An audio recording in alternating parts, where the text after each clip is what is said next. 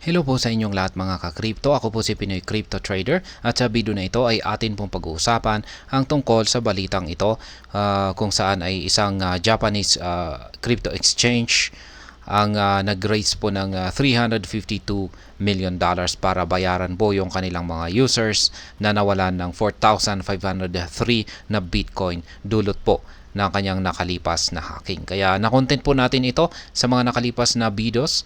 Yan, ang Japanese crypto exchange na ito ay yan po yung DMM. Kaya yan, malaki po yung nahack sa kanila. Kaya ang kanilang unang ginagawa po rito ay yung para i-compensate yung kanilang mga users na naapektuhan sa hacking na ito.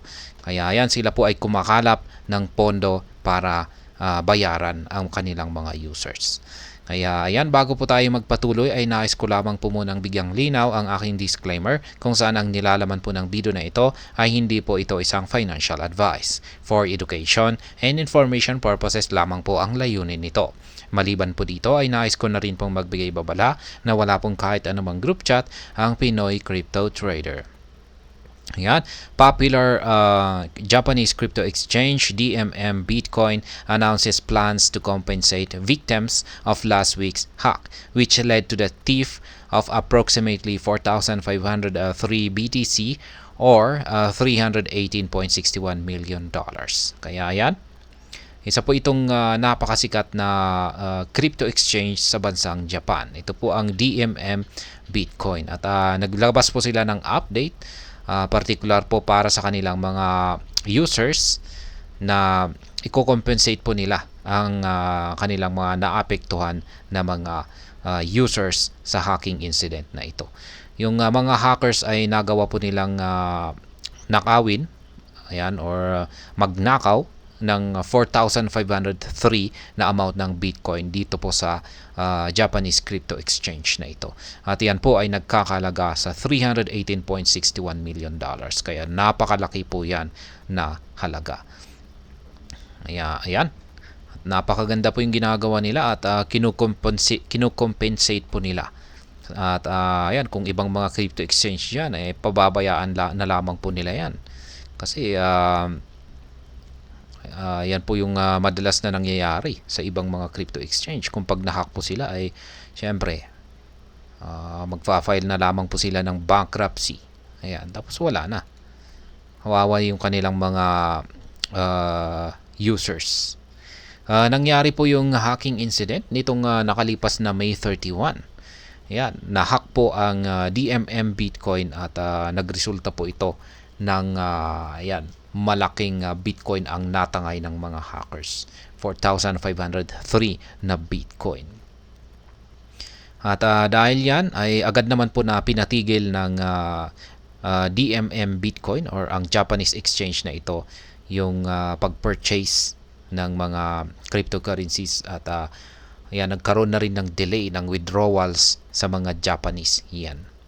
Ngayon ay yung plano po nila sa kanilang compensation ay naglabas po sila ng mga announcement na sinusiguro po ng DMM Bitcoin na kanilang i-compensate yung mga nawala sa kanilang mga users.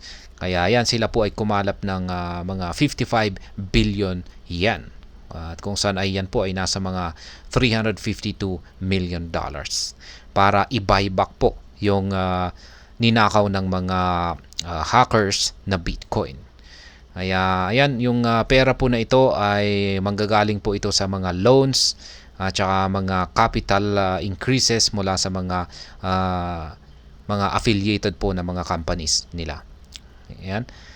Ang pagre-raise sa kanilang funds, ayan, ay nakasecure na po sila ng 5 billion yen loans. At saka plano pa nila na kailangan pa nila ng 48 billion yen.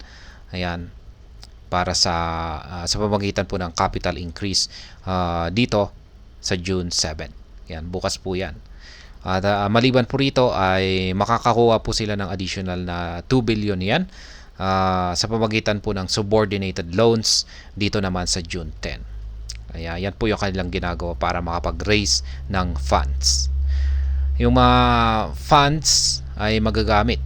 Ayan, magagamit po ito para bumili para yung itong DMM Bitcoin ay para bumili ng Bitcoin.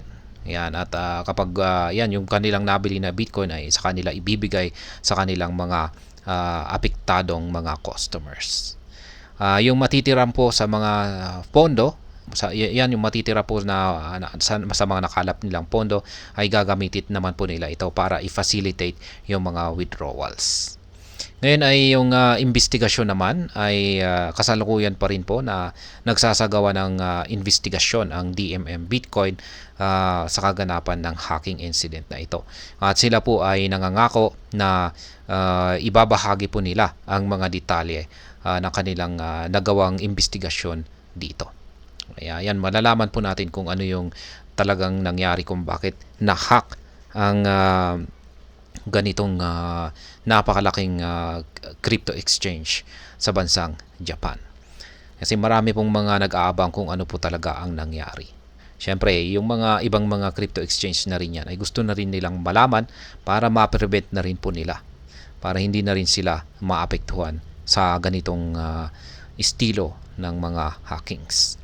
Kaya yan, ang DMM Bitcoin hack ay isa po itong matinding isa po itong matinding major blow yan sa mga exchanges or sa industriya ng cryptocurrency. Isa pong napakagandang balita na ang DMM Bitcoin ay ginagawa po nila ang lahat ng kanilang makakaya para i-compensate ang kanilang mga users na naging biktima nito.